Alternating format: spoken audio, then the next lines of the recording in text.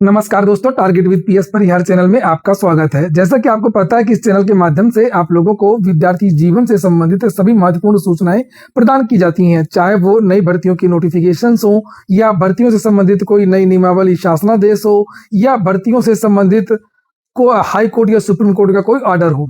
उसी क्रम में आज की इस वीडियो में हम लोग बात करेंगे यूपीपीएससी आरओ एआरओ आरक्षण को लेकर के जो आज सुनवाई हुई थी उसकी चर्चा करेंगे। क्या मामला चल रहा है, नई याचिका चूंकि दाखिल हुई है, इस पर हम लोग पूरी बात करेंगे। और उसके पहले हम लोग थोड़ा सा बात कर लेंगे एलटी ग्रेड टीईटी की।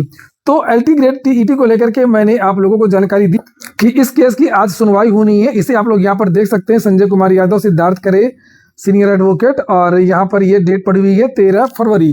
लेकिन हुआ वही कि जो आज अधिवक्ता थे, छात्रों के जो अधिवक्ता थे अशोक खरे, उनकी एक पुराने मामले में दूसरे मामले में बहस चल रही थी, तो वो आ नहीं पाए और आज इस केस की सुनवाई नहीं हो पाई है। 26 फरवरी इस केस की डेट लगा दी गई है। कुल मिलाकर के कुछ नहीं हुआ, फिर वही नेक्स्ट तारीख है, देखते हैं क्या होता है। चूंकि केस बहुत महत्वपूर्ण है, आजकल बड़े बड़े फैसले आ रहे हैं और कुछ भी हो सकता है, तो देखेंगे जो 26 तारीख को कुछ होगा। अब हम बात करते हैं यूपीपीएससी आरओ एआरओ आरक्षण को लेकर के जो घमासान मचा हुआ है, उसको लेकर के एक याचिका पहले भी डाली गई थी और एक याचिका नई डाली गई थी जिसकी आज सुनवाई हुई।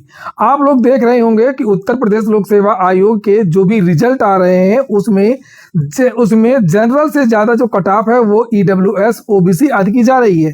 ऐसे बहुत सारे उदाहरण हैं और अभी हाल ही में एलटी ग्रेड का भी रिजल्ट आया है, उसमें भी ये देखा गया है कि उसमें माइग्रेशन को फॉलो नहीं किया गया, क्योंकि अब उत्तर प्रदेश लोक सेवा आयोग की जितनी भी भर्तियां होंगी सब में कई चरण होंगे। अब कोई सिंगल एग्जाम नहीं होगा जिस तरीके से पिछली वाली एलटी ग्रेड शिक्षक भर्ती आदि हुई थी। सब में 2 रहेंगे और 2 स्टेज रहेंगे, 3 स्टेज रहेंगे। और लोक सेवा आयोग का ये कहना है कि हम फाइनल स्टेज में ही हम आरक्षण देते हैं, फाइनल स्टेज में ही हम ओवरलैप करवाएंगे जो अनारक्षित वर्ग की जो सीटें हैं।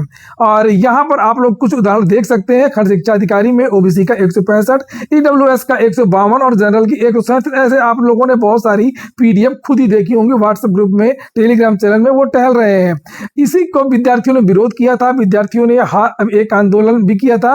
विद्यार्थी बहुत सारे नेताओं के पास गए थे और समाचार पत्रों आदि के माध्यम से भी इसके बारे में प्रमुखता से मुद्दा रखा गया था। अभी जो बजट सत्र चल रहा है उसमें भी जो विपक्ष के बहुत सारे विधायक हैं उनकी तरफ से और जो सत्ता पक्ष के नेता उनकी तरफ से भी आरक्षण को लेकर के बड़े बड़े दावे किए गए।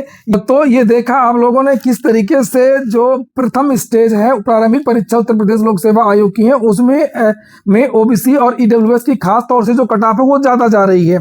तो विद्यार्थियों का यही कहना है कि ऐसे सुप्रीम कोर्ट के बहुत सारे आर्डर हैं कि सुप्रीम कोर्ट ने कहा कि हर स्टेज में ये रजत यादव का मामला है, जिसे आप लोग यहाँ पर देख सकते हैं। रजत यादव बनाम राजस्थान केस में सुप्रीम कोर्ट का निर्णय था। ये मस्ट नेसेसरी ऑपरेट, ये यहाँ पर लिखा हुआ कि प्रत्येक स्टेज में विद्यार्थियों को अगर नंबर ज्यादा है तो उनको आरक्षण का लाभ देना चाहिए।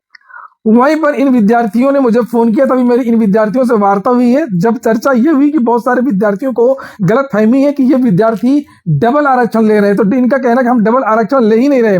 जो विद्यार्थी अनारक्षित में जा रहे हैं ओबीसी के या ईडब्ल्यूएस के, उन विद्यार्थियों के नंबर ज्यादा ना उन्होंने एज में कोई छूट लिया है ना किसी प्रकार की कोई अटेम्प्ट वगैरह में छूट लिया है, तो ये विद्यार्थी चले गए जनरल में। जो विद्यार्थी ओबीसी या ईडब्ल्यूएस में है, जिनका चयन प्रारंभिक परीक्षा में ईडब्ल्यूएस में हुआ है या ओबीसी में हुआ है, वो विद्यार्थी अपनी ही कैटेगरी में रहेंगे अंत तक।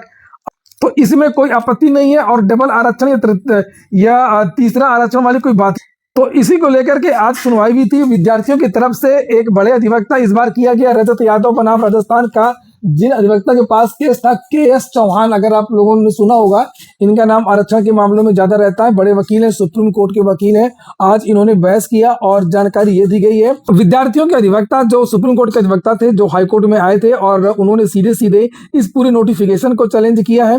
और ये जो नियमावली है, आपने इसको देखा होगा आपने सोशल मीडिया के माध्यम से, कि पहले माइग्रेशन होता था जिन विद्यार्थियों के प्रारंभिक परीक्षा में नंबर ज्यादा थे और ओबीसी आदि के, उन विद्यार्थियों को अनारक्षित सीटों में मौका दिया जाता था। उसके बाद में 2020 में एक मीटिंग हुई थी और उस मीटिंग में ये निर्णय लिया गया था कि प्रारंभिक चरण में, द्वितीय चरण में जो भी है, तो जो जिस कैटेगरी का उसको उसी कैटेगरी के 10 गुना, 11 गुना, 15 गुना विद्यार्थियों को अगले चरण के लिए बुलाया जाएगा। और उसके बाद में जब फाइनल मेरिट बनेगी तो उसमें ऐसे सीधे सीधे कट ऑफ लेंगे, जिसके नंबर ज़्यादा होंगे उसको जनरल में रखा जाएगा, किसी भी कैटेगरी का होगा, फिर ओबीसी और फिर एस।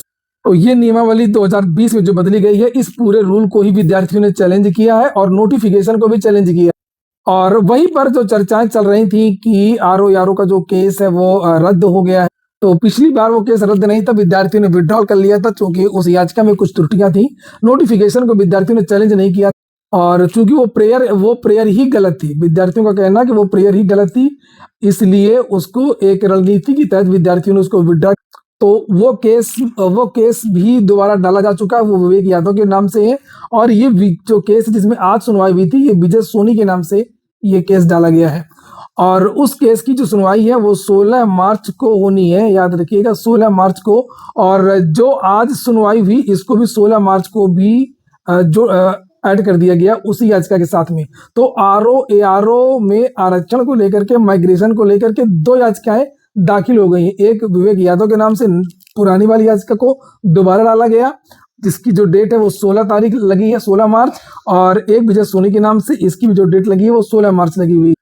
छात्रों का ये भी कहना है कि उत्तर प्रदेश लोक सेवा आयोग है वो संघ लोक सेवा आयोग को फॉलो करने की बात करता है, लेकिन संघ लोक सेवा आयोग के जितने भी रिजल्ट आए हैं प्रारंभिक परीक्षा के, यहाँ पर देख सकते हैं आप लोग, किसी में भी ये माइग्रेशन है वो को लेकर के कोई विवाद नहीं है। और ओबीसी की कट ऑफ कहीं पर भी जनरल से ज़्यादा नहीं है, लेकिन उत्तर प्रदेश लोक सेवा आयोग की भर्तियों में जो कट ऑफ है वो जनरल से ज़्यादा जा रही है। ये जो आप देख रहे हैं यहाँ पर आंकड़ा, ये आंकड़ा ये है संघ लोक सेवा आयोग, और यहाँ पर आप लोग देख सकते हैं ये है उत्तर प्रदेश लोक सेवा आयोग का। तो इसी को लेकर के विवाद है। फिलहाल हम देखते हैं कि अब क्या होगा। अगली सुनवाई 16 मार्च को है। और आप लोगों को माइग्रेशन से संबंधित, किसी भी चीज़ से संबंधित कोई भी आप लोगों को अगर अपडेट चाहिए तो आप लोग इन छात्रों का एक टेलीग्राम चैनल है, एक व्हाट्सएप ग्रुप है, आप लोग उसको ज्वाइन कर लीजिए। वहां पर आप लोगों को इससे संबंधित सारे अपडेट्स मिलते रहेंगे। एक बात और, विद्यार्थी कहते हैं कि सर आप माइग्रेशन को लेकर के वीडियो नहीं बनाते। जा करके देखिए, मैंने बहुत सारे वीडियोस बनाए हैं, लेकिन ना तो आप शेयर करते हैं ना तो लाइक करते हैं। जब शेयर और लाइक नहीं करेंगे तो मैं अपना समय क्यों वेस्ट करूंगा। तो अगर आप लोग चाहते हैं कि मैं इसी तरीके के और अधिक वीडियो बनाऊं तो आप लोग इस वीडियो को पहले ज़्यादा से ज़्यादा लाइक करिए, शेयर करिए, कमेंट करेंगे। आप लोग डिप्टी सीएम केशव प्रसाद मौर्य जी को, चूंकि विपक्ष ने आरोप लगाया, बहुत सारे विधायकों ने आरक्षण को लेकर के, माइग्रेशन को लेकर के, लेखपाल भर्ती में भी आरक्षण को लेकर के विवाद हो गया था, तो ये क्या कहना है आप लोग इसको देखिए। और हाँ, वीडियो को शेयर जरूर करिएगा, नहीं तो फिर मैं बार बार इस तरीके से खाली पीला वीडियो नहीं बना पाऊंगा कि 2000-3000 लोग देखें। जब भी कहीं पर भी कोई अभियाचन किसी भी विभाग का, चाहे वह लोक सेवा आयोग के माध्यम से, चाहे अधीनस्थ चयन बोर्ड के माध्यम से, चाहे उच्च शिक्षा के माध्यम से जो भी प्रकाशित होता है, उसमें कई बार कुछ विसंगतियां ऐसी आई हैं जो नहीं आनी चाहिए थी।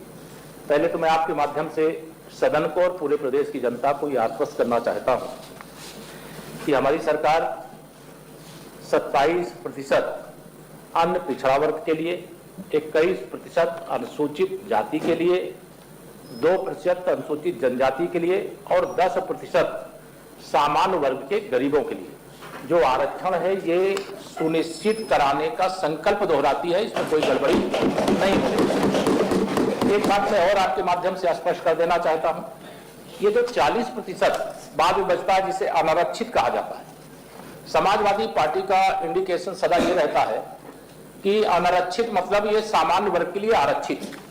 ऐसा नहीं है।